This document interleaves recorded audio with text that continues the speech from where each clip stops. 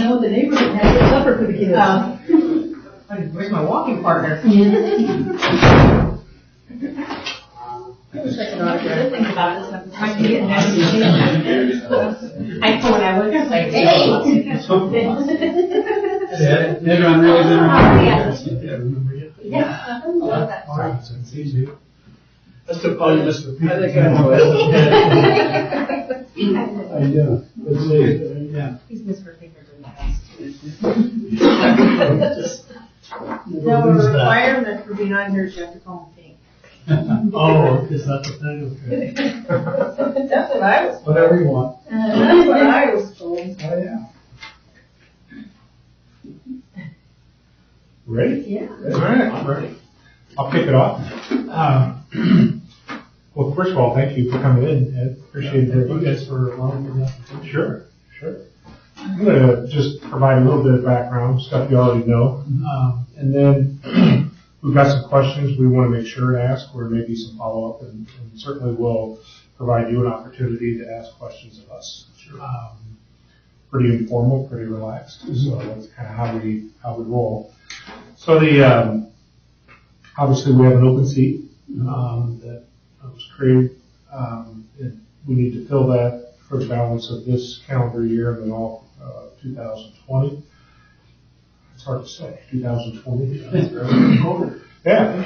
And so the statute lays out the process that we need to follow, and that's, of course, what we're doing. And part of that is reaching out and letting the community know we have an opening, and those that submit, and we've had quite a few that are interested, which is great. So we had one evening of interviews already on the 2nd, and this is our second, which will allow us time to get through all of the interested candidates. And then we'll come back together on the 15th. It's kind of an unusual meeting time for us this month, but that'll be the evening that we make a recommendation or a decision. Okay? So first of all, regardless of the outcome, thank you for coming in and being interested. We all take this pretty seriously. May not look like it, but we do. It's a strong commitment, strong responsibility for our school and to the broader community. So again, regardless of the outcome, thank you, and hopefully either as part of the board or part of the community continue to stay interested in what we're doing. So with that, we're just going to go around, ask some questions, and then go from there. Thank you. Want to lead us off? Mr. Pinkerton? Sure. Oh, wait a minute, I do. I've already forgot. So let me just continue on. Why did they give me a gavel? I have no idea. So we have your letter. That was very helpful. And then maybe just in your own words, take us to your background experiences, what has led you to lose your mind and be interested in joining the school board. Just tell us about it. Yeah, so I'm one of 9. My parents both have passed away. But I was born in South Texas, a little town called Elsa, just a stone's throw from Mexico from the border. And so back then, my parents were migrant workers and traveled the U.S., wherever produce was available, for work. And so in 1967, actually, my parents decided that they were going to stop being migrant workers. And so Plymouth was chosen as the place that they wanted to raise their kids. And so all of us came through the system here. So we now, moved forward. I graduated in 1982 from Plymouth. And I married my wife, Norma, who maybe some of you guys know. And we have 4 children. We've been married 36 years this year. Congratulations. Yeah, a long time. She would say that too, I think. So we have 4 kids. Same thing. All of them went through the Plymouth school system. We now have, so Suzanne was the oldest. She was cheerleader and soccer. All of them participated in sports at some level. 2 of my girls, one got her bachelor's down in Evansville, and my other one went to Ball State. Julie, maybe you guys remember Julie. So we have now 8 grandchildren and are expecting our 9th. I think in November is what they tell me. I don't know.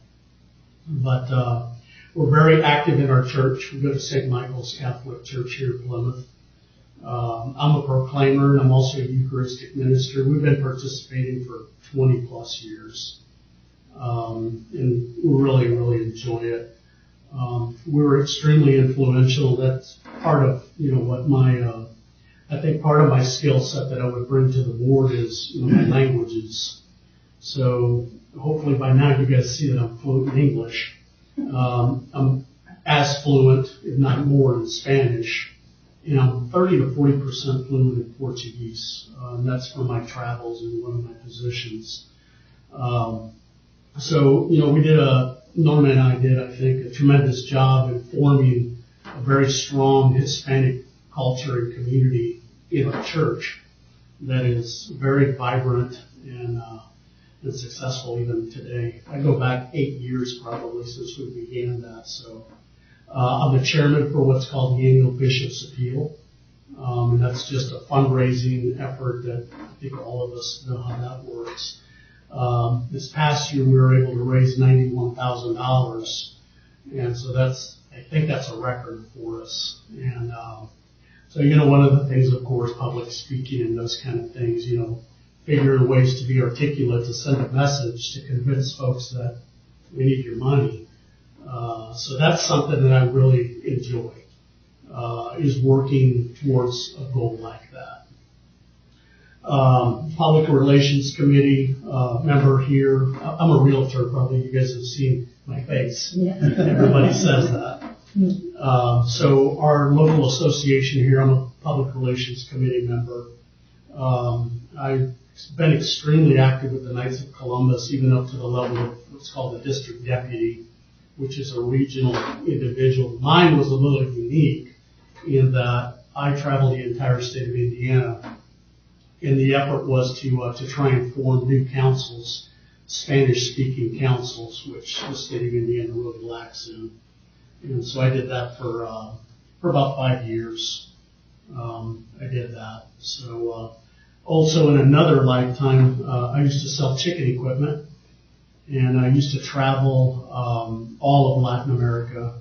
My territory was started in Mexico and it ventured down into the southern cone of South America, Chile and Argentina, Central America and into the Caribbean. So I think one of the things, as I said on there, Todd, is being a strong liaison with the Hispanic community in our town, I think is essential. I mean, is it necessary? Perhaps not, but at some point we want to have someone that can, number one, feel the pulse of the community and express it at the board level, and give them the resource, that they need. If those numbers are accurate, which I keep hearing all the time, it's 25% of the population is now Spanish speaking. We're going to come to a point where it's going to be extremely important. So that's one of the reasons why I wanted to be on the board. So, Thank you. Long answer. Ed, being a Plymouth graduate, and your kids going through Plymouth schools, what do you perceive to be the strengths of the school system? And then on the flip side, have you observed or do you have any areas of concerns that we need to address or look at to try to improve? So as I came through the system, I think one of the strongest things certainly was the staff. And I don't think it's, when I think of staff, I think most folks tend to think of maybe the teachers. But, when we extend into, even to the level of superintendent and down to, I guess I shouldn't say that, but to the level of a custodian, let's just say, everybody seems to have a true caring heart and true caring nature. And I think that's important. We hear just reading today where we're losing teachers internationally. And Quito, Ecuador is one of the places that I've been, and they're stealing teachers from the U.S. to teach. They're affluent individuals, but nonetheless, these teachers, we're losing them, and that that's why I was so pro this addendum that's coming around. Because those are three core things that are so necessary, is retaining our teachers. But, even from that, Mr. Pinkerton, you move into the principals, you move into the office staff, the nurses. I don't know that really most of the community that did go to school here truly understands the values that the entire system has. Just tremendous. I agree. Anything on the flip side? So on the flip side of it, I guess it would be maybe the lack of, and maybe it's resources, maybe it's strictly funding, where, maybe we as a community need to get creative, like addendums, like what's on the table now, to try and reach out to, and I'm just using bilinguals, because it's not just Hispanics that are coming into the community. So, those type of resources, I think, are things that would certainly draw, me being in real estate, I go to Warsaw a lot and I sell homes in Warsaw, and I see really the diversity that's coming in, and a lot of it is because of the orthopedic industry that brings those folks in. But they do well with it, and we're better than them. And so that would be on the flip side, as I look down the road of things that maybe would be important at some point. Thank you. Okay, and what are some of the hopes that you have for Plymouth schools moving into the future? That's a really tough question. I'll tell you guys, I'm not real keen on the history of the board, the things that you guys have on the table now. I'm extremely impressed with some of the developments that have taken place here at the school. Norma talks about, the vision that is, it's so evident. I don't see it because I'm not in it. I spend time trying to sell houses, and so unfortunately, that's a terrific question, but I just don't have a good answer for you. Thank you. So what do you view as attributes of a good board member, and what strengths would you bring to the board? So I would think, I've served on boards before. This board's a little different because I would think anyway, it primarily focuses on the achievement and the success of students, and yet at the same time, the same could be said for the administration. So it's a delicate balancing act, and yet be fiscally responsible to the community and everybody else, because a board is under the microscope. You make a decision this way, you make a decision that way, and there's going to be critics. And so I think certainly leadership is something that is key to any board member. I mean, a board member is someone that is going to live by example, and people want to know that person is looking out, extremely unbiased, and being fair and impartial in whatever the decision is how the outcome is going to be. But the vote is something that is really critical because there's consequences down the road, and not everyone's going to like the decision of the board. So I think that's probably one of the biggest attributes, is that delicate balance and being able to do the right thing. And what are your strengths that you would bring? So I think that I am a leader, number one. I am not someone, certainly not a pushover, nor am I someone that is steadfast in, I'm going to toe the line and this is how it's going to go. And we have to compromise. As a board, we have to, number one, we have to get along. We have to be able to converse and it's okay to have active conversation, and sometimes it can get just a little heated because we do have true beliefs. But I don't think that it should come to the level, where you start to now argue. So I think my professionalism is certainly, if you were to meet any of my clients, even in the chicken business, I mean, I've had some very, very high-end clients. I'd like to think that they would be here and tell you that this is a stand-up guy. If he tells you he's going to do this, he's going to do this. He's not going to cheat you. He's not going to lie. He's not going to do any of those things. And so I think, I like to look at people always with dignity and respect, because we don't know where they come from. We don't know what their intentions are.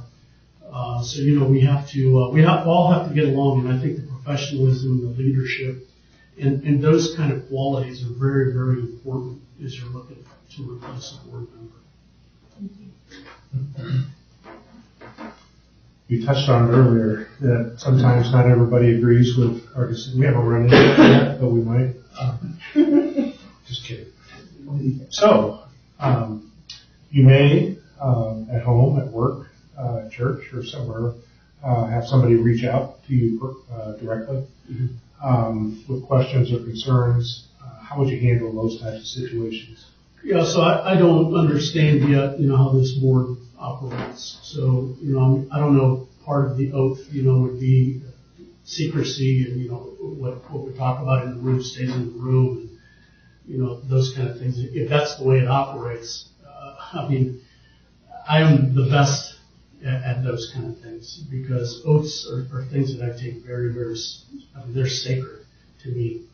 And so having discussions outside of the boardroom that is not permitted certainly would be something that I would never even entertain. Yeah, and oftentimes, that would probably circle around employment matters or employee matters, but just in general, somebody may come, a parent or somebody may come with an issue that they bring to you directly. It's not really confidential necessarily, but just a concern they bring to you outside of the public meeting forum. So I guess that was more my question. Okay. Yeah. I don't know how to answer that because I don't know what the proper protocol is. Well, that may be the answer in and of itself. So just if I had guidelines, that we needed to follow, certainly, they would be here too. Yeah. Ed, what questions do you have of us, since we've been asking numerous questions? So I think one of the questions that I would have for you guys have been on the board for a number of years. I think you're the newest member, right? And so what would you guys as a group say has been your biggest moment of success? And because it is important, the board has history. And, if it's a history that is A1, the best, certainly, you've got some accolades that I would like to hear that you guys would say that's us doing that. Well, I don't know. I think we take pride in doing what is best for kids, what is best for staff, faculty. In other words, Plymouth Community Schools, in my opinion, is a great place to go to school. Plymouth's a great place to live, a great place to raise a family. Consequently, these are goals and objectives that I think we as board members want to continue to make sure that those standards, and we've always taken the motto that whatever it takes, that's what we're going to do to get it done. Mm-hmm. Well, I've always been impressed going to state school board meetings. We break into those little workshops and they try to tell us by example, the schools, what the new best thing that they found for their students. And most of the time, Plymouth is already implementing these programs. So to me, that's just very impressive. Wow. That's cool.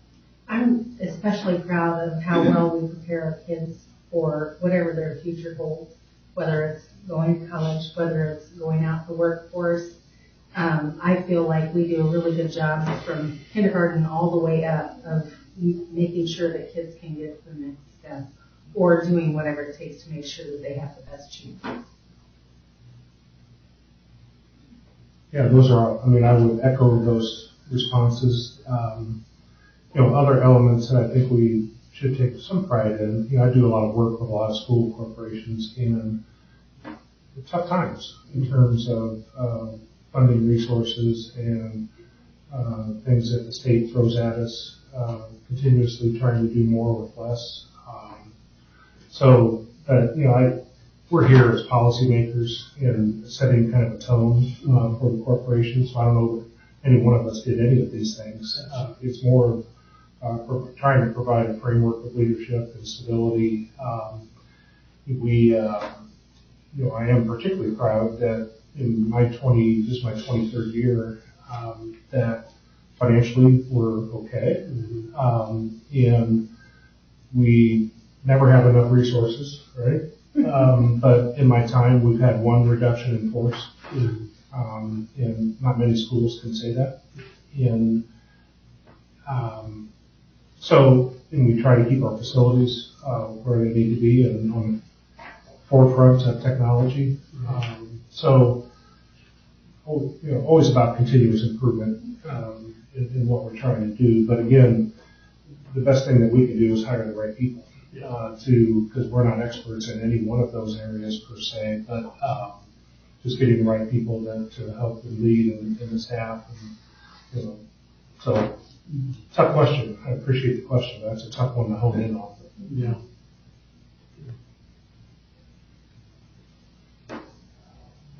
That's all I have.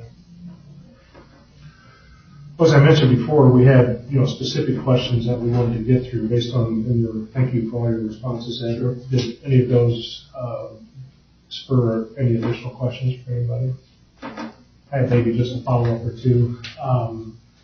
You had, and maybe I just touched on it, that none of us bring everything that knowledge and curriculum, all that stuff that it takes to run a corporation. And you bring a different skill set and background than each of us, and that makes the we even better. But for areas that you may not be as expert as others, and you may have run into this in other walks of your adventure, what would be your outlook on how to get up to speed or educate yourself on areas that you feel you may need? I'm extremely dedicated to learning. Number one, for me, it's essential. We never stop learning. I'm proud to say that, when I took my real estate license, it's a 90-hour course. I did it online. I didn't go into a classroom. And I had the discipline to stay with it. And I did it in 8 days. And so, learning and information and questions, I just eat that stuff up. And, particularly if I have an individual, maybe a mentor or someone that I could use as a resource, for when those tough questions that I just can't seem to figure out. If there was someone like that, or maybe several, for me, that's very important, but I'm a smart guy. I like to think that anyway. We all want to believe that, right? But I learn extremely fast. Even at my age, I still am learning extremely fast. I have to because I forget about everything. I do too. I'm carrying a calendar around. Never really used to. But anyway, that's how I am. I learn every day. I learn something. I'm an avid reader. I read a lot of primarily business books. I don't get into the novels and those kind of things. Although Gladwell is a pretty decent read sometimes. But anyway, I'm so driven and I'm self-driven. I don't need someone to tell me. I've been self-employed for quite some time. And when you're self-employed, if you don't get up, nobody's going to push you to get up. And so that in itself, I'm by myself. I don't have a team. I don't have a group. I don't have staff. I don't have anything. It's me. And so if I'm not out there hustling, and I'm that realtor that knocks on doors to see if you want to sell your house. So very few people do that. So I am very, very self-motivated.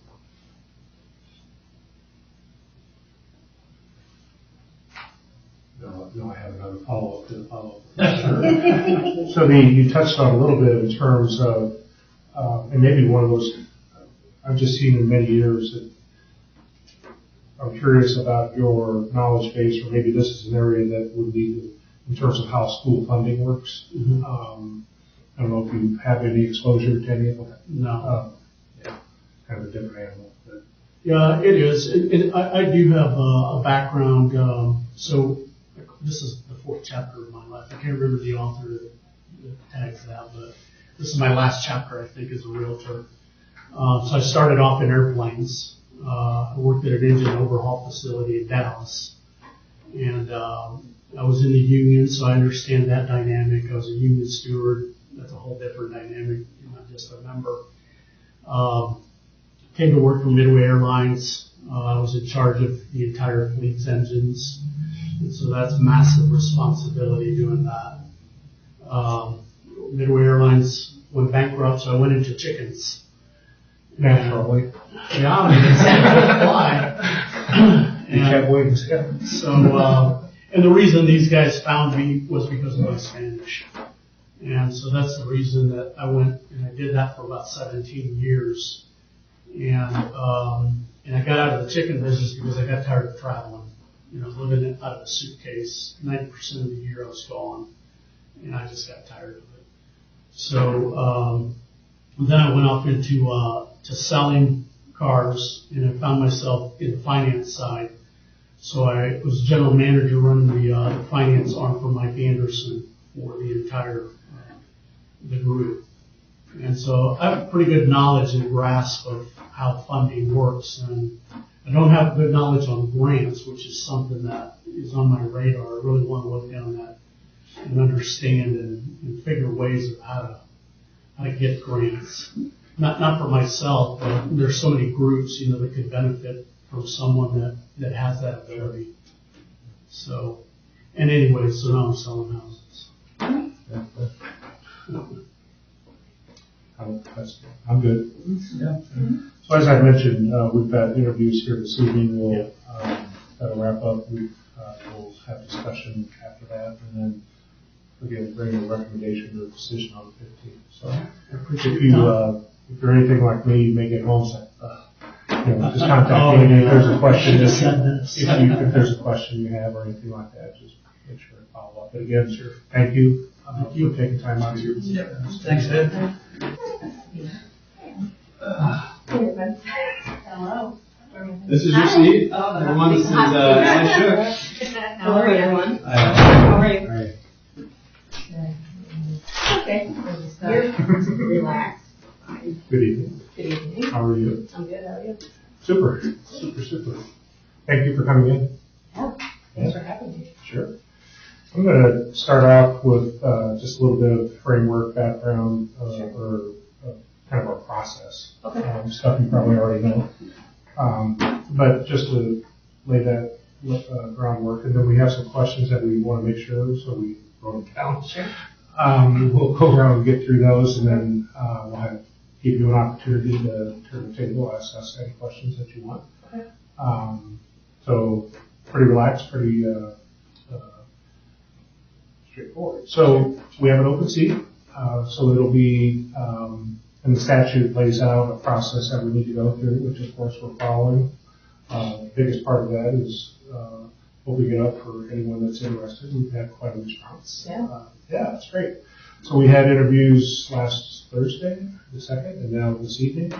And then, so that'll wrap up, or give us enough time to get through all those, and then we'll come back on our meeting on the 15th with a recommendation and a decision. So, so with that, and regardless of the outcome, thank you for stepping up and being interested in this. I don't know what momentary lapse of judgment, I suspect, but in terms of getting involved in something like that.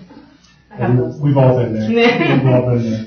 Sure. So let me thank you for the letter also, that was helpful and just kind of understanding some of your inspiration here, but give you some, start off with your, kind of taking this off the page here and just tell us about your background experiences and why you're interested in this position. Sure. So, as you all know, born and bred in Plymouth, went to Plymouth schools, graduated from Plymouth schools. I went to IU in Bloomington, where I graduated with a degree in special education with a cognate, is what they called it at the time, in health education, so I could teach both special ed and health. After I left IU, I ended up back here. At that time, I served. Now, wait a minute. You ended up back here like that was so proud. Well, I moved back here. I actually, in what I ended up doing, I filled in, because of the program that I went through, it was called Community Teachers at Indiana University, and it was a great program. It was a program where we, instead of spending a lot of time in the classroom and going through your history of education classes and all those that a lot of education majors would complain about, I didn't have to take those, and instead spent 8 hours a week in a classroom in Bloomington. So my 4 years was spent in a classroom, as well as before that in my mom's classroom or in the classroom myself, but it was very nice to be in the classroom down there. And I was actually in a room, it was called the Teen Learning Center. It was a off-campus site. It was in an old house, and then we moved to an old elementary school. But it was actually for 16 to 18-year-olds was the group that I was working with. And those kids had either been either on house arrest or were in the youth shelter at the time in Bloomington, and were looking to get their GED. So I was helping them in their GED classroom. There was also a classroom for, there was the out-of-school suspension, SOSS classroom for junior high students that was in that building as well. So I ended up taking 4.5 semesters to graduate, or 4.5 years, to graduate. So I was back here in December, and Rachel Davis happened to be having a baby at the time, so they needed somebody to fill in at Lincoln. So that's when I did my first stint at Lincoln for her maternity leave. Shortly after that, I went to Bourbon, and I was at Triton Elementary School and filled in for a sick leave over there in their kindergarten classroom. And then in the fall, was hired through Jesse as a special education teacher, and I started out at Argus, and then I moved over to Culver, and then ended up at Lincoln. So in terms of my background, I guess that's my background in terms of teaching and education. I taught for a little over 10 years, and then, of course, now I'm obviously not teaching since I'm sitting here doing this. I ended up looking for a job at the park department. The recreation director job opened over there, and for our family and for our situation that we're in at the time, it just made more sense for us, for me to be in that position where I had a little more flexibility in terms of hours and time and where I could be when I needed to be there. In terms of, when you're teaching, you're locked in from 7:30 to 4 basically every day. So this gave me the opportunity to kind of flow a little bit more by being at the park. So that's how I ended up there. But yeah, background in terms of education or teaching and work. And then obviously from a family standpoint, most everybody is here. In terms of my family, my mom obviously still teaches here, my stepdad, my sisters at Riverside. I have a 6-year-old at Jefferson. So, I have a vested interest in the schools in that regard, and I thought this was an opportunity for me to give back, even though, in a different way, obviously, than being in the classroom. But this is a way for me to still have, somewhat of a, I don't know what the right word is, but some sort of my way of giving back, I guess, to the community and to the schools that did me a lot of good and have done my family a lot of good as well. Ellie, being a Plymouth graduate and having a youngster in school now, Yeah. What do you perceive to be the strengths of the Plymouth community school system? And then on the flip side, is there anything that you observe that we need to be looking at or addressing to improve? Yeah. So from a strength standpoint, I would say, I mean, from me going through school and then obviously now with the little one and my sisters are still in school, but I think there's, there's the small town feel of our schooling system, and that's always been the case, and I think that's still here today, and I think that's important that people know who people are, and I think when you have teachers who know the kids, and even if they don't know them well, but Joe that's walking by, hey Joe, how's it going? Being able to have that kind of camaraderie and that buy-in is very important, and I think is a strength in the majority of the buildings, from the schools. And I think then also obviously what we offer is top notch on a number of levels. I obviously was involved in sports and whatnot, which but I also spent a large part of my high school career in the stage, in theater and stage crew, and that was a very positive place for me to be. My senior year, I think half the day I spent down there for either acting or stage crew or broadcasting or whatever I could sign up for that meant that I could be down there.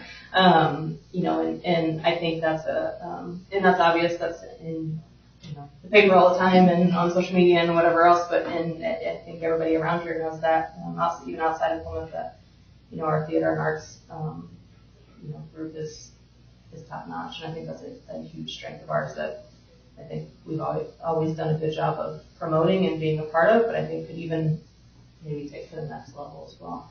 And then I think in terms of weaknesses, I think it's not a weakness of necessarily Plymouth Community Schools. I think it's a weakness of maybe Marshall County in general, or even just the state of Indiana in general. I think we have, obviously, when we have a population of 25% Hispanic, and there's at least that in our kindergarten classrooms, if not higher, in terms of from a population standpoint.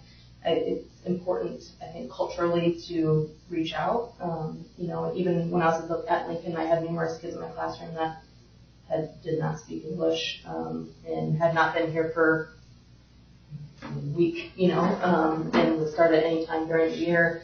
And I think it's important that we have more of a community outreach and collaborative effort in making sure, those kids are as welcomed as myself or, your kid or anybody, and making sure that because in some regards there may not be that community connection, where a lot of us have someone at that school that from whether or not you grew up with them or it's a friend of yours or a friend of your parents or a friend of your, whomever. But I feel like a lot of people in town feel like they have an outreach, right, at the schools.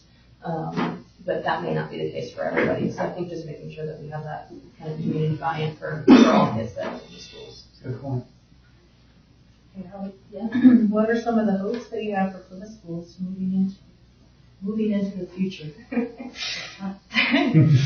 Well, I think that kind of goes to to tie in a little bit with the weakness question. I think in terms of hope, I think in order to grow and kind of evolve into maybe where we're going, right, is to make sure everybody feels welcomed, in an inclusion kind of standpoint, and making sure diversity is accepted and welcomed, and having that inclusivity, and making sure that anybody who walks through our door, they feel as comfortable as anyone else in terms of getting education, and feel like they can do that without worrying about what might be said to them or done to them, or any of those kind of situations. So, you can't eradicate bullying. You can eradicate that like you can eradicate cockroaches, I think, there's always going to be one that pops up, but but in terms of overall, I think you can do a lot to make sure that is called out. It doesn't have a place here, and I think that ties in with the weakness, and just making sure that, there's we really build up that community and that community buy-in. Thank you. Yeah. So what do you feel are are attributes of a good board member? And what would be your strengths that you would bring to the board?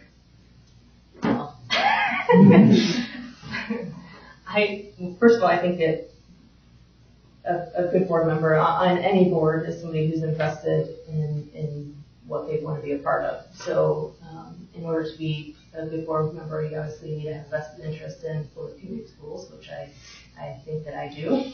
And I don't see that changing anytime soon. And I think being vocal when being vocal needs to be done. And I think recently that's in terms of referendum and making sure that you get out there and you're vocal when you have to be. I think that's listening when you have to listen, and you have to be an active listener sometimes to make sure that everybody is being heard. And I think my time in the classroom has got me ready for that. And I think I've lived, in the public in terms of obviously working for the city and you use the city position, so you kind of are in the public every day. And then also serving as the president of our Main Street organization and serving on the Board of Health for Marshall County is, in all those different respects, and having to learn different ways of engaging with the public. And I think that that's a strength of mine to be able to be in those positions and then now bringing that here.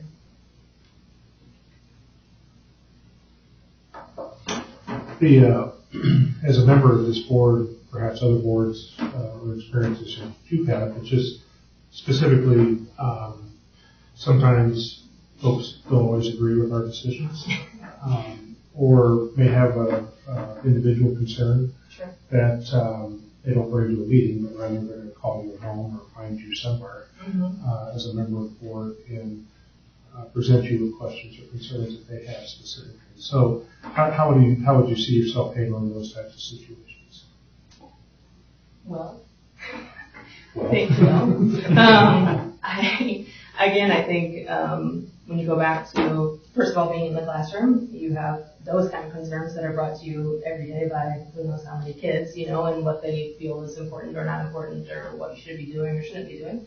And in terms of obviously working in special ed especially, and being a special ed teacher, obviously with as many kids as I had on my caseload, every one of those kids had interested parents in what we were doing, and I had to constantly communicate with them about what we were doing in the classroom and out of the classroom and what was happening at lunch and recess and everywhere else.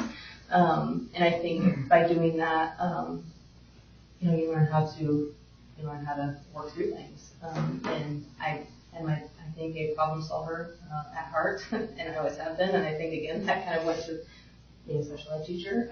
You're solving problems a lot, and I think when you can bring that here and working with the public, that's what it is. It's not necessarily that you're always going to come to an agreement. I may not agree with what somebody has to say about something, or may not have the same feelings about a certain individual that works in the school system that they do.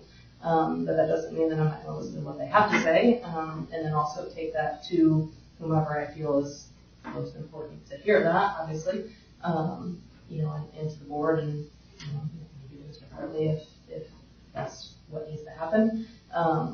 But making sure that those concerns are passed along. I think we've learned, especially in this day and age, that sometimes concerns are brushed aside and something happens. You don't want that to happen. Obviously, we want to make sure that we're proactive.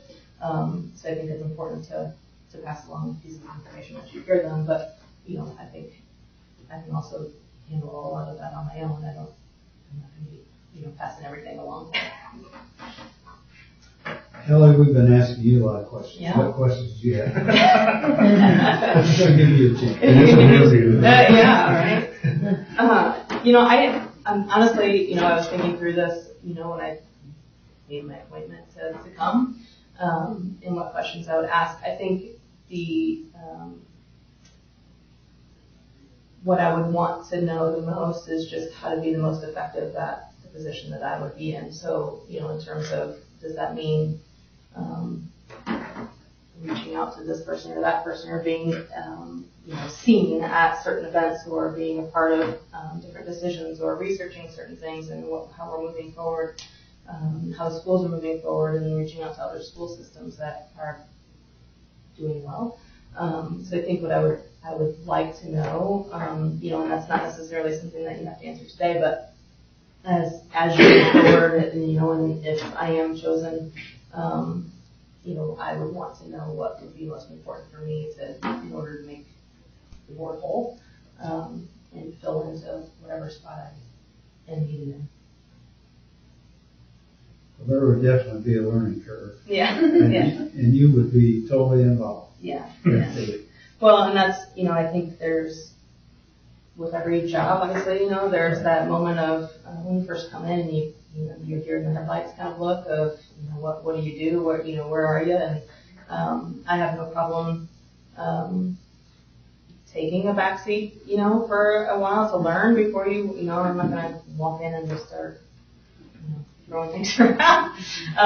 But I think it's, it's important to, in terms of, you do have to learn the position, obviously, just like anywhere else, and making sure that, and being a part of the board, and again, like the other boards that I'm on, you figure out with those that you're working with that where you're needed and what positions and what ideas need to be filled in, and you figure out how to make that work. So you intertwine yourself in what's already there, and hope that of course we get better.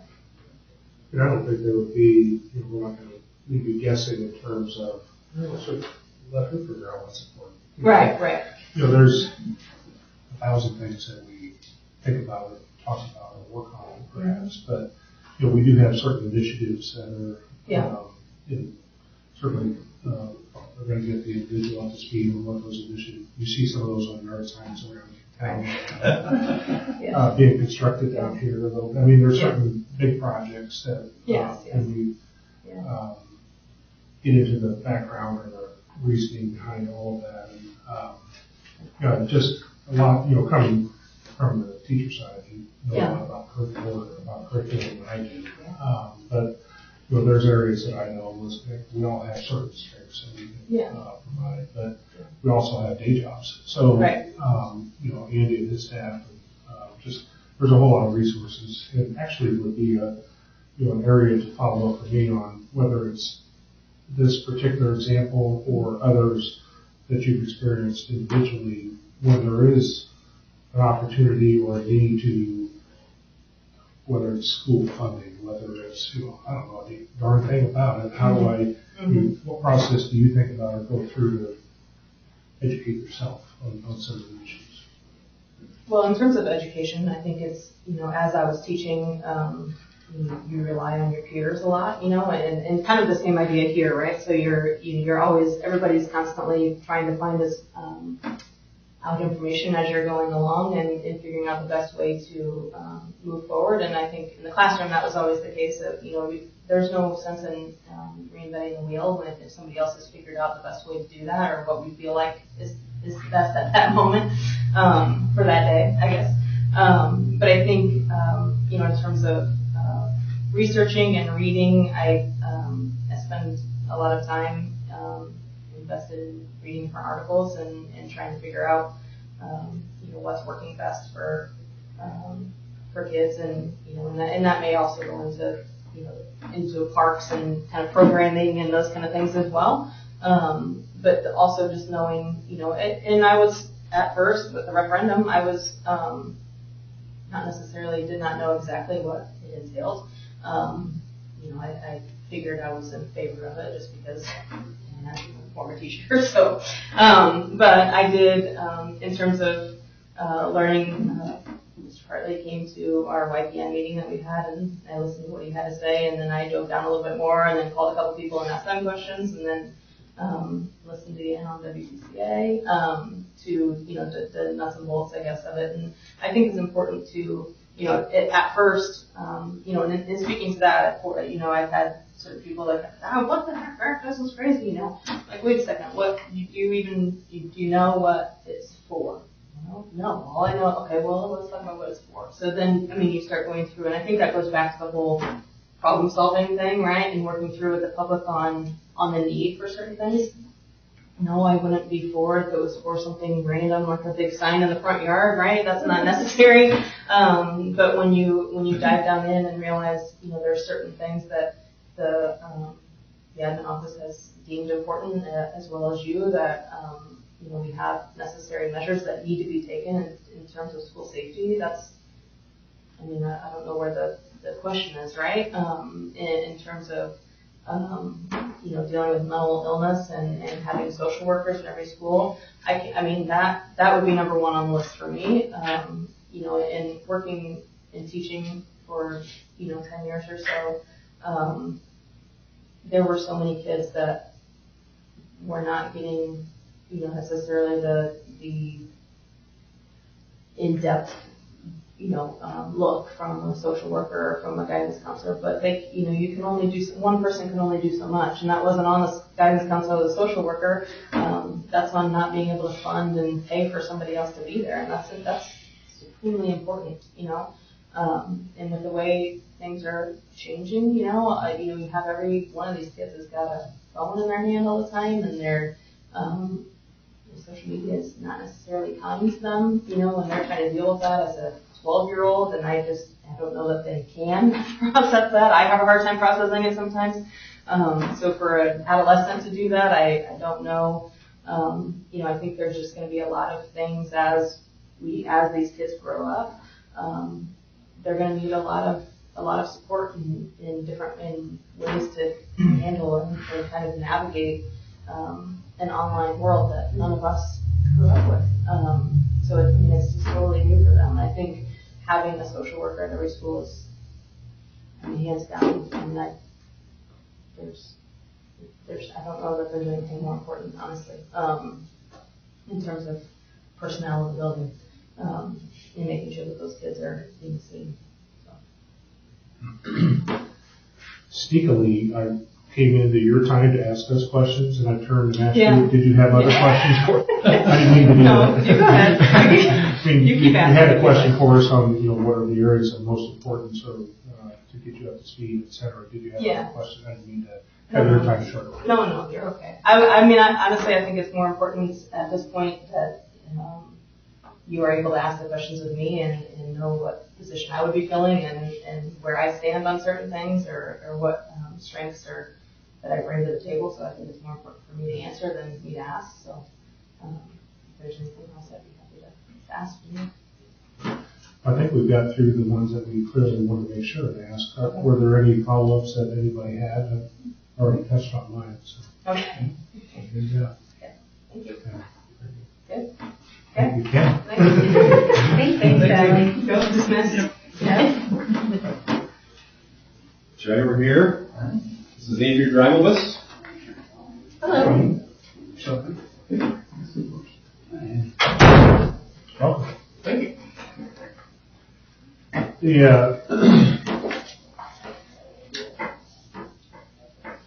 I'm Todd. Nice to meet you. So I'm going to start out just by telling you stuff you already know. Sure. In terms of the process that we're going through and all that. And then we have some questions that we want to make sure and ask of you. And then we'll give an opportunity for you to ask questions of us. And pretty informal, pretty relaxed. So, yeah. So obviously we have an open seat. And we're following, the statute lays out the process that we need to go through, which we're doing of filling that seat. Most important part is what we're doing now in terms of talking to folks that are interested in filling that seat, which would be for the balance of this calendar year and then all for 2020. And then obviously subject to election from there. We had 9 responses, which is great. So we split that up. We did some interviews last Thursday, and then we're wrapping up here this evening. And then on the 15th, we'll have our regular meeting, and on that agenda will be filling or providing a recommendation of the city. So pretty straightforward. So with that, before we get started, I just want to say thanks, or we all do, for it's easy to sit at home and just kind of pay attention to what our lives bring us and what we need to deal with, and lifting up the head and saying, is there something I can get involved with? Not everybody does that. So appreciate, regardless of the decision, appreciate your time and energy, and really gave us a lot of information to read through in advance, which was very helpful. So I'm going to start just by, we've been able to read through this. Can we give you an opportunity, or we just kind of take us off the page and give us a little bit of your background and why you're interested in filling this position? My name's Andrew Gravelquist. I have 3 children in the school system. I have a first grader and 2 preschoolers. So just kind of want to be involved in that process of how things are going throughout their career. Currently work at the Bowen Center. My resume says skills coach, but I recently got promoted to PCSC service manager. Congratulations. Thank you. I'm always looking to be involved. We'll be coaching t-ball and softball this summer, so that'll be fun. But really, I want to be an advocate for those people who don't have an advocate. I want to be that voice for people who maybe not be aware that there's a voice out there for them. So really, I'm just looking to make as big of a difference as possible. Thank you. Andrew, with your experiences with public schools, Sure. what do you perceive to be the strengths that you've observed? And then on the flip side of that, have you observed any areas that we need to be looking at or addressing that may be some concern? Sure. I've been in Riverside, Lincoln, and Plymouth High School. So I've been in 3 different buildings. I do feel like I've always had a sounding board. There's always been somebody there to listen. I'm not so sure that my opinion has always mattered so much. Specifically in the high school, in the junior high, I'm not sure there's a uniform set of rules that all the classrooms are going by. That's what bothered me. At Riverside, it did seem like there was a uniform set of rules that this is how each classroom is going to operate. It seemed like in the middle school and junior high, the teachers had a little more say in their classroom, which is positive and negative. The big thing that I ran into at the high school, I was the ISS supervisor there, was with cell phones, which it's a problem everywhere. Some teachers allowed it and some teachers didn't, which I felt had a negative influence on what happened in my classroom when they got there. So just having some kind of a uniform set of rules, I think, would have been really good, especially in the high school. Good point. Okay, what are some of the hopes that you have for Plymouth schools moving into the future? I just want to have every student have a positive experience, which is unrealistic in itself. I do realize that. But if we can have as many as possible come through with a positive experience, you're always going to have somebody that's going to focus on the negative. If we can touch as many kids in a positive way as possible, I think that would be my ultimate goal. What do you view as attributes of a good board member? And then tell me what strengths you feel like you would bring to the board. Yeah. I think first of all, you have to be an active listener.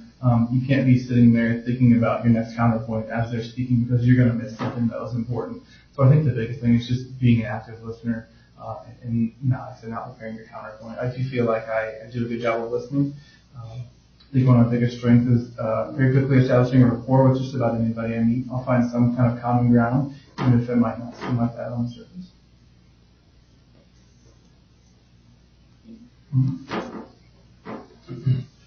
Sometimes, being part of a board, not everybody, brings their questions or concerns to a public meeting. They may find you at a t-ball game. Yes, wherever they find you. Yeah, you're a busy guy. Or call you home or whatever. With questions or concerns that a parent or community member might have. How do you envision yourself handling those types of situations? Well, I would assume that you want those situations to be brought up at the board. But do the board members meet separately from the community, or every time we meet, it's with the community as well?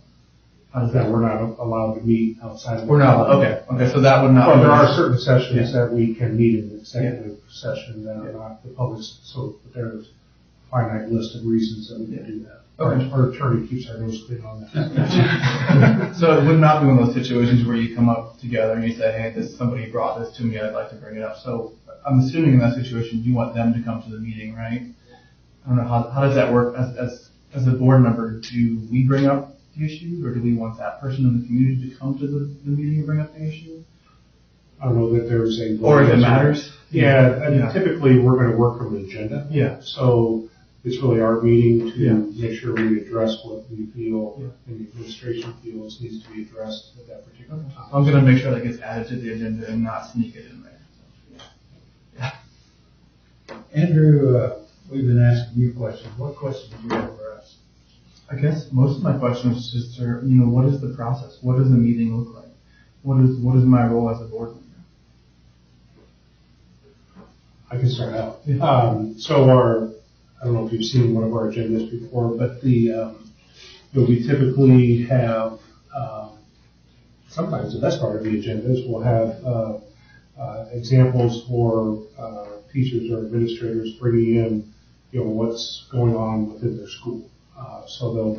That's really the, kind of an opportunity for them to shine, if you will. And the students will come in and make presentations, et cetera. So it's kind of the feel-good moment of the meeting. I've seen just go videos of downhill. that, yeah. You just go downhill from there. I've reviewed the agenda online, but I've never actually come to the meeting. So That's okay. That's okay. You can watch them online. Okay.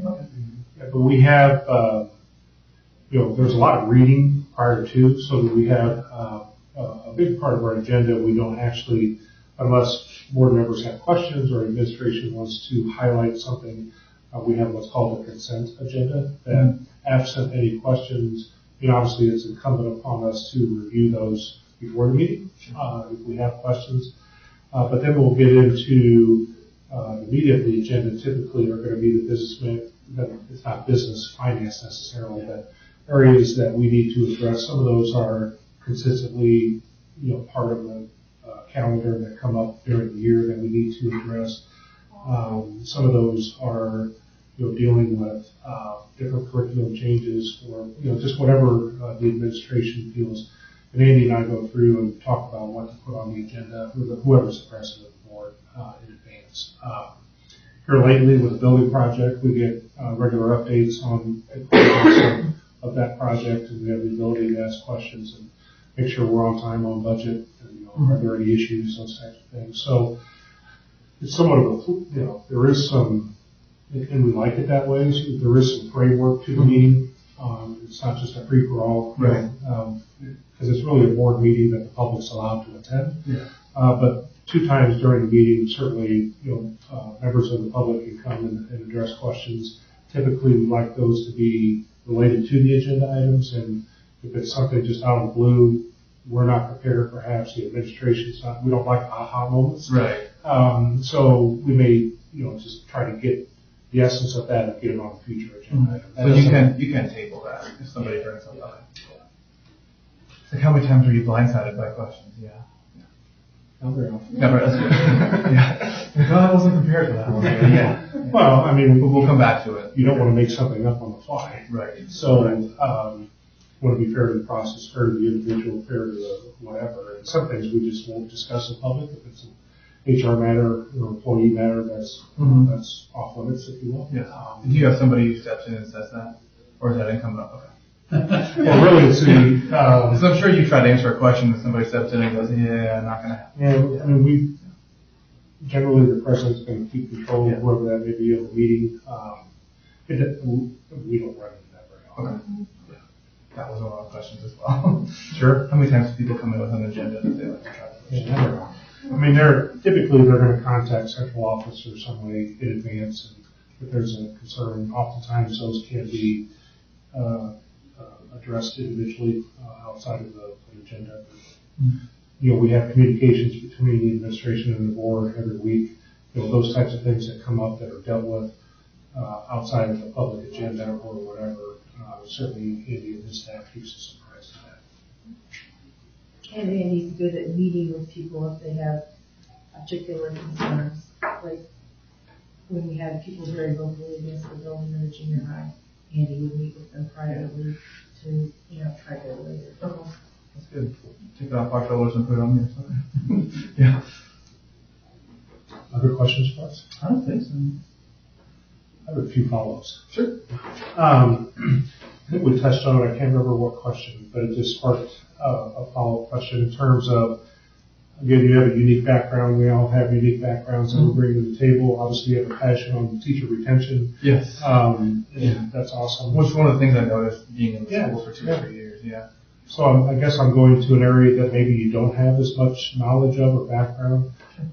Just generally, when areas that you feel like you need to get up to speed on certain topics, how do you approach that, or what, how do you educate yourself, I guess, in those types of things? Yeah, I'm really good on researching that stuff ahead of time. The internet has its positives and negatives, right? You find information that's factual. But if there's something that I don't know about, I have no problem saying I don't know the answer to that question, but I'll find out for you. And then I will actually go look that up because it'll bother me if I don't find out. So I like to know as much as possible. As I read through your information, again, thank you for putting all that together. You put a lot of thought and time into it. And maybe this is one of those areas, or maybe what kind of knowledge base do you have on school funding in terms of how it works? Very little to none. Yeah. And not many people walk around. Right. But that's one of those areas. I mean, the public and private, just vastly different. So maybe that's one of those areas in terms of research. I mean, we have associations that we belong to and those types of things too that are a wealth of knowledge as well. Mm-hmm. We have some current initiatives. I don't know how much up to speed you are on some of those things, but obviously some of those are a little more evident as we drive around town. Mm-hmm. I'm not asking pro or con in those areas, but do you have a working knowledge of what's behind those initiatives? Not really, no. Okay. But I don't know that research area. Yeah. I'd love to research that and find out. No problem.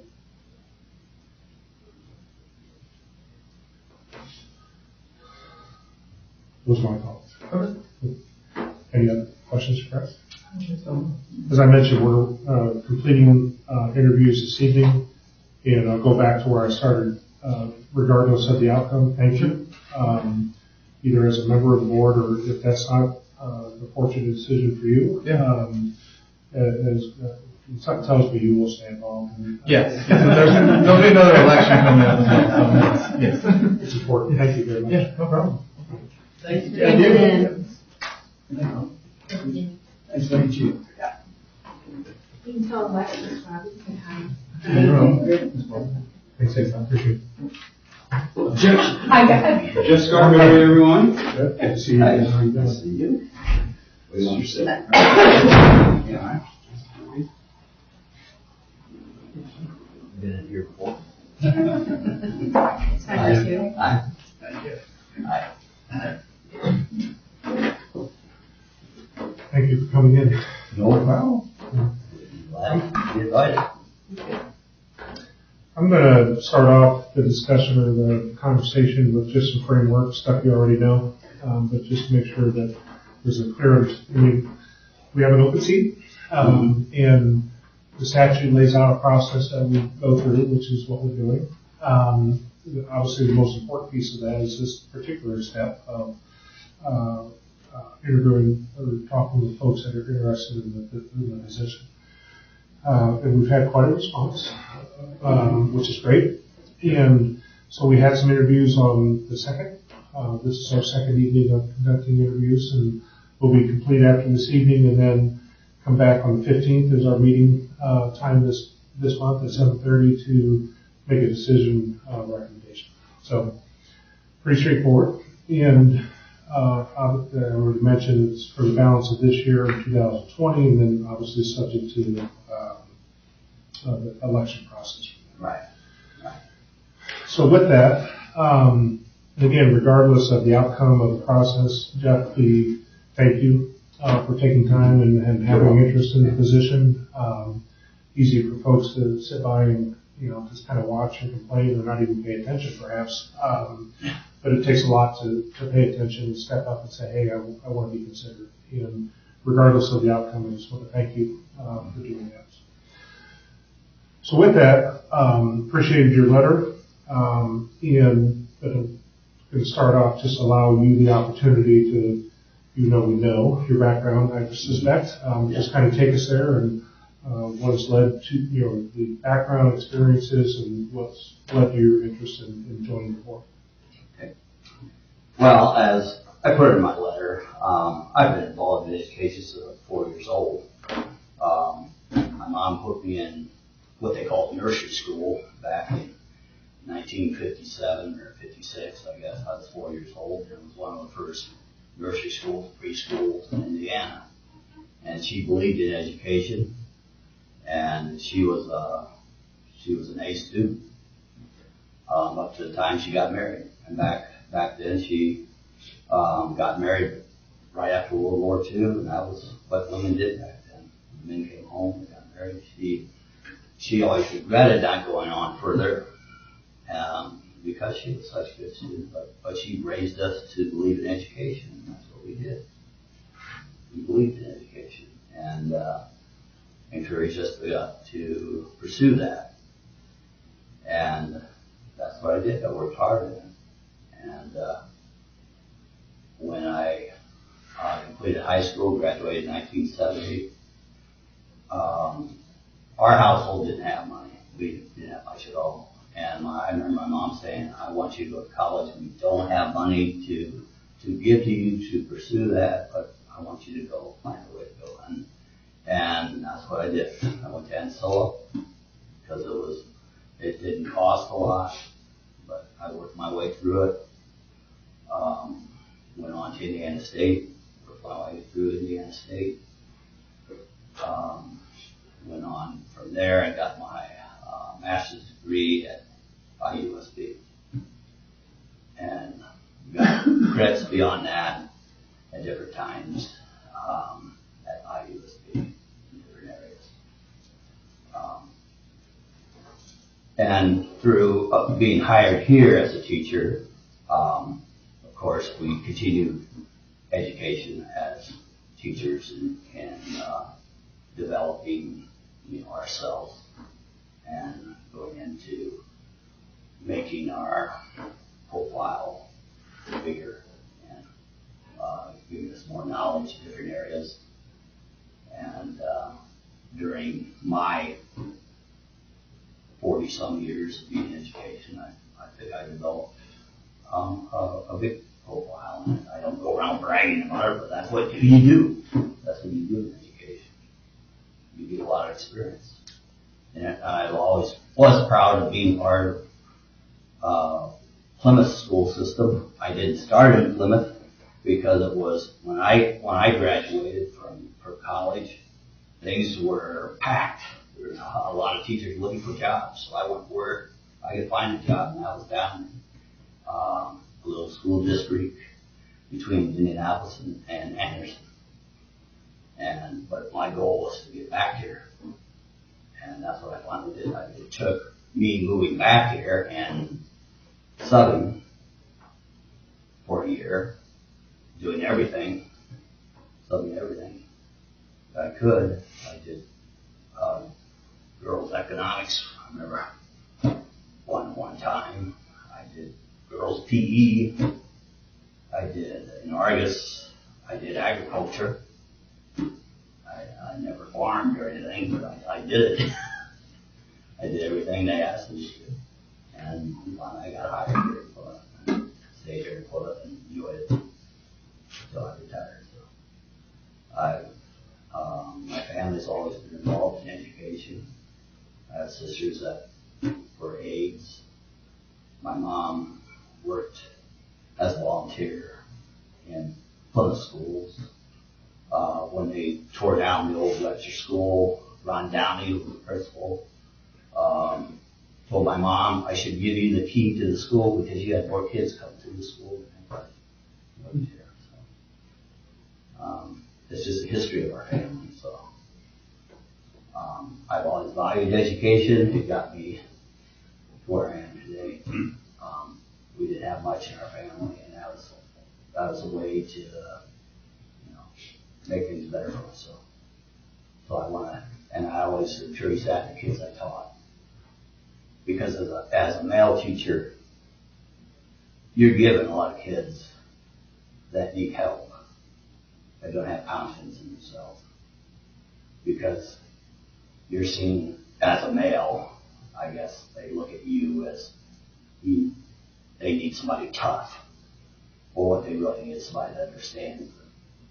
And that's what I could do, because a lot of times there were kids that were like me, that struggled and had to work hard to get where they were going to go. And I still see kids now when I go to the store or to the gas station, and somebody's filling up gas, they go, sorry, how you doing? And they know me, of course you don't recognize them because they're grown up. And they tell me, oh, yeah. Oh, how you doing? This kid that really was in trouble all the time. And you know what I'm doing now? I got my own farm and I'm doing this, and it's amazing what they can do. And, it's just really gratifying, because you never know what they're going to turn out to be. You try your best, but something, stays with them. You always hope it does, but you never know. So that was always my hope, I thought. Jeff, in your experiences in the Plymouth Community Schools, what is your perception of the strengths that you observed when you were teaching and so forth? And then on the flip side, are there any areas that we need to be looking at to improve? I think strength, we've always tried to be better. We never were satisfied with what we had. I know it when we looked at our scores, our test scores, everything, even though that we did do well or did do better from the year before, we always looked at areas that we could improve on. We were never satisfied with what we did. We were always breaking down our scores and looking at, well, maybe we could do a little bit better in this area. Maybe we could get our English scores up a little bit, our math scores up. We were always looking at something that we could be better at. And I always notice when I talk to people, when we went to workshops in other towns, that when I talk to other teachers and they ask me, I say Plymouth, they were, oh yeah, that's a nice school district. I know some teachers there. I hear good things about it. I never heard anything bad said when I was in those workshops. There was always something good that's always said. So that kind of impressed me too. That people from other school districts look at us as somewhat as a system that someplace to look up to. Thank you. And then what are some of the hopes that you have for Plymouth schools moving into the future?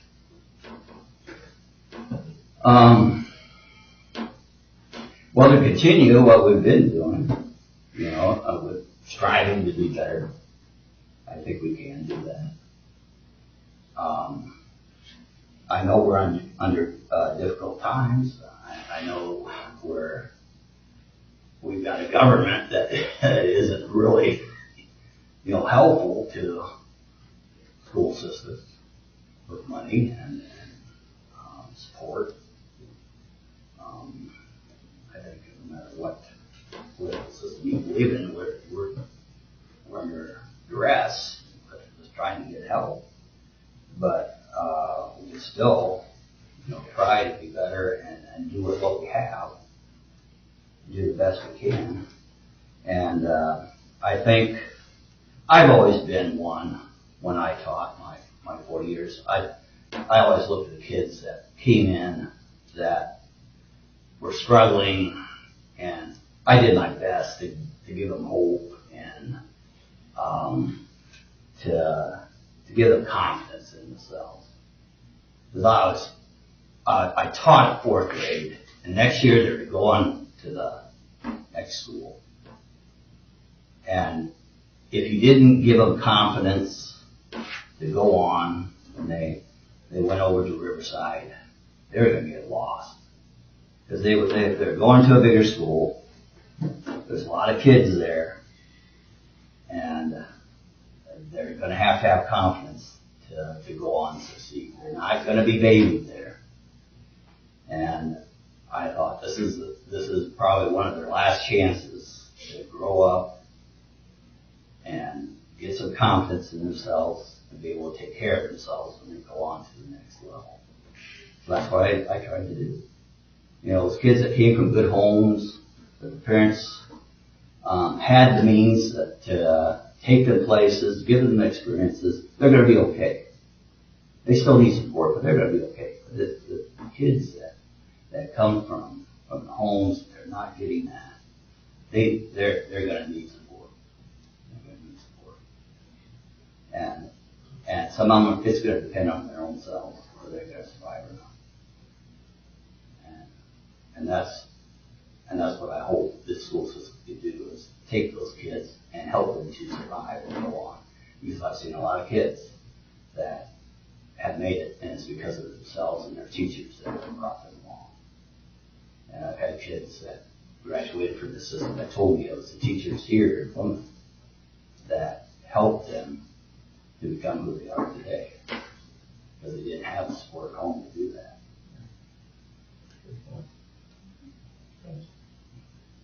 What do you view as attributes of a good board member, and what strengths would you bring to the board?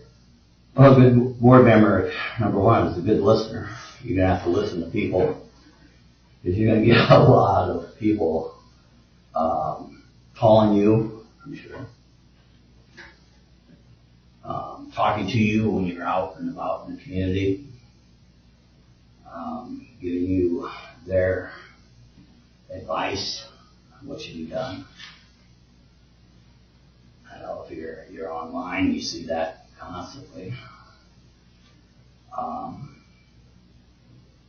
I knew there was a reason I wasn't online. So.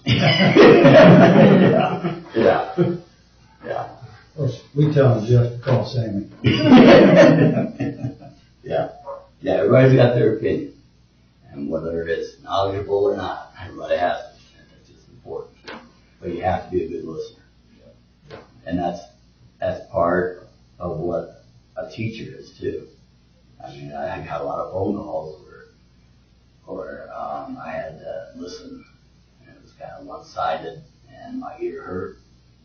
But I'd listen for a while, let them go on, and then when they calm down, just calmly reason with them, and give them some facts.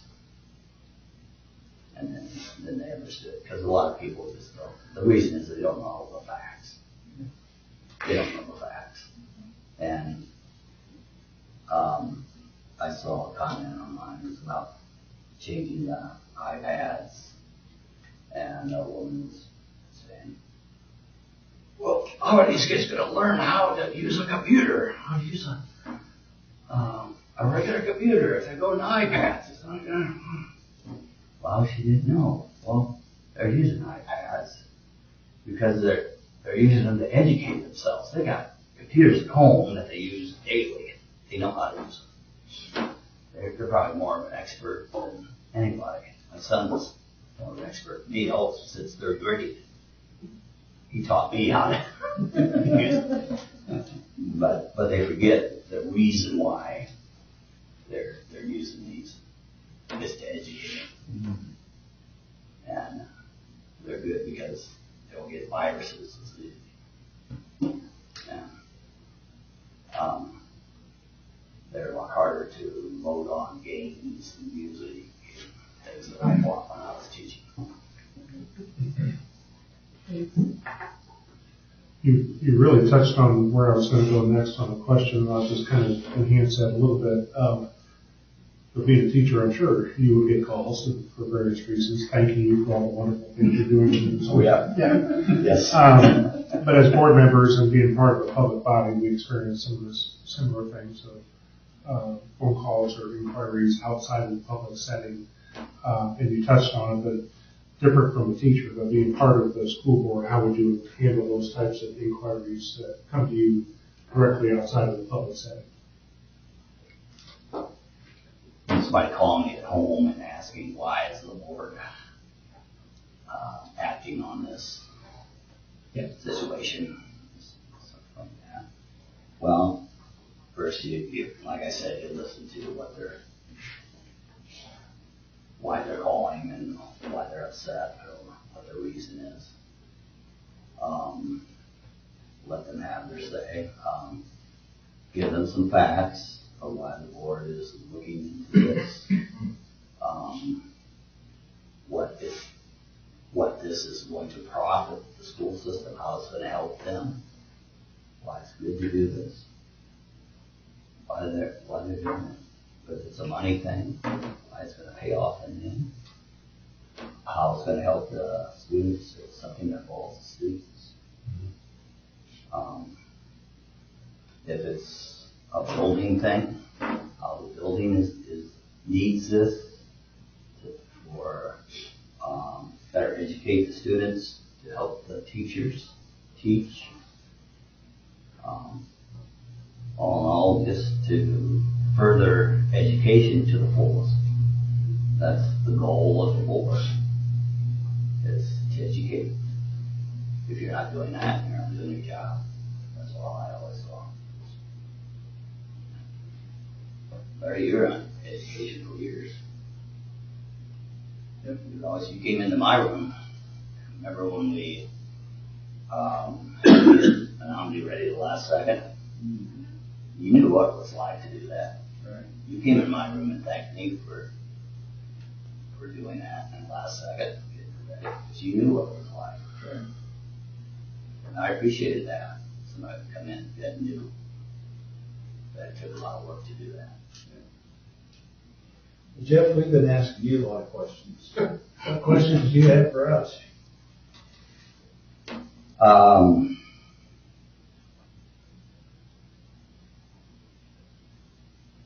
What are you looking for as a school board member to join your group? What kind of qualities are you looking for?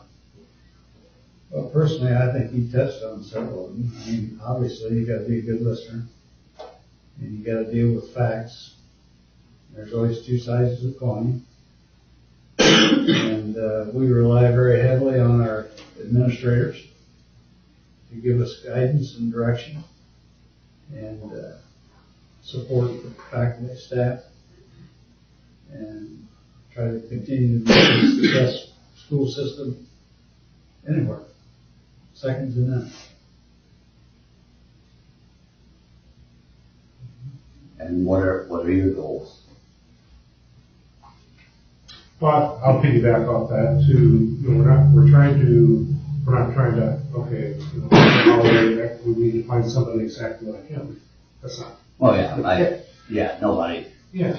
So I think the goal would be, I have no preconceived notion, I guess, or definition of the best individual to fit that seat, other than, I think bringing different backgrounds and diversity to the board is a good thing.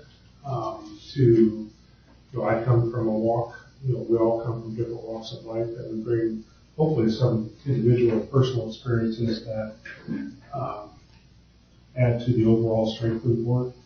Quite honestly, I'm pretty simple. I mean, passion for what we're doing, and really understands what it takes. There's a lot to this. It's not just a hobby or, hey, I've got an issue I want to deal with, so I'm going to get on the board. No. That doesn't work. So in terms of our initiatives, we have goals that we set every year. Obviously, you see yard signs around town of kind of a manifestation of a long time of looking at, that's a combination of what are our needs, do we have the resources to meet those? And short answer is no. And if we need to or want to meet those objectives, what do we have to give up? Hopefully we won't have to make those tough decisions depending on what the community thinks tomorrow. But we do have to have a plan B, because those initiatives, collectively, administration, staff, board, those are critical. And how are we going to continue to attract and retain the best staff is going to be a challenge, either with or without success tomorrow. And so anyway, those are some of the objectives, and we continue to deal with a more diverse population every year, and that's a good thing. But it does raise other objectives that we need to think about. And so all those things coming together. It'll just take, and Larry touched on it, just keep our focus on the students and the kids, and everything just pretty much emanates from there in terms of trying to make good decisions with what we have to do. Yeah, and I realize we're in a rough time. And it's not easy. And I didn't come into seeking this position thinking, well, I get to be a school board member and a status or anything like that. I realize it's not easy. And I come in as a retired person, having the time to do it. That's one reason why I thought I had the time. And if I had other things that were taking my time, most of my time, I wouldn't have thought it. Because I realize what's involved in it. And it's not an easy thing. And I know Andy has an elementary background, and I've worked with Andy on committees, and knows he understands that age group. I got 40 years of it, and I know, and I'm a proactive person. I always taught that way. Being proactive, you have to be proactive, or you're going to have problems down the road. If you're not proactive with these kids that are in elementary, you're going to have problems in junior high, you're going to have more problems in high school. And when I read in the paper that the board was considering hiring people to work with these kids that have problems, I thought, finally, they're looking at doing that. Because I saw a poor person that was in our building that had to work with 2 buildings.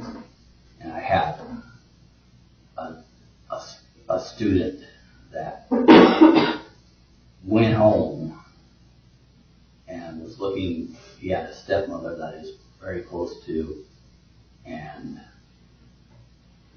first thing he would do when he went home was try to find her and tell her that he loved her. And he couldn't find her. Went out in the back room. She was hanging from a tree. And what do you do with a kid like that? Those are things that were happening. We gotta have people that can talk to these kids and help them, because these things are happening now. And we just got to be proactive with it, because if we're not, we're going to be having problems later on. And things are happening earlier and earlier to these kids. When I started teaching, some of the things that are going on now in elementary, I never would have dreamed would be going on, but they are going on now. And we got to be concerned with it, and we got to be working with these kids more. Thank you. I think we've covered the questions we wanted to make sure and get through, Jeff. Okay. Were there did that spur any follow-up questions for anybody? No, I think Jeff's answered. Well, I already know the answer, but I'm going to follow up anyway. So, none of us come to the table with perfect knowledge of everything. So Right. There's a need to get up to speed on different things. And just when you're in that situation, what process or how would you see yourself getting up to speed on whatever that element may be? Of course, researching it, but I always thought if I was a school board member, I would want, of course, the one thing I wouldn't have a lot of knowledge is what's going on in high school. I'd want to visit the high school. I would want to see classes going on. I wanted to visit those classes. I wanted to see kids learning, kids doing things. Because it's, I graduated in 1970. Nothing's changed. I used to watch you play basketball.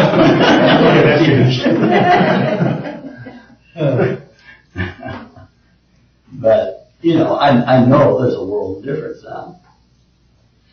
I'll admit, I don't I don't have knowledge of that. I have knowledge of, elementary school. I have some knowledge of, middle school. I don't have anything of high school. I can't add much to that. I need to get out and see it.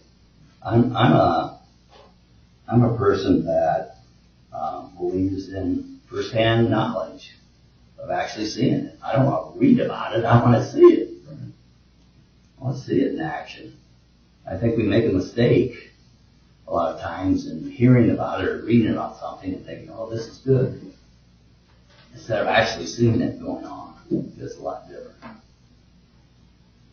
But I think that's one way. Definitely changed. Yeah. It's a different ballgame. Yeah. Well, I believe that. I certainly do. And, like I said, I have no qualms in admitting that. It's been a long time since I've been in high school. And I visited high school in session, actually, kids learning and teachers teaching in high school. I know high school teachers, I taught high school teachers, but I haven't been in one in session. That's one thing I would like to do. I'd just like to see what goes on. Thank you. Any other follow-ups for Jeff, or any other questions for us? Did you say you're making your decision? 15. Is that a week from Wednesday? Okay. Thank you. All right, thank you for inviting me. I appreciate it. Thank you.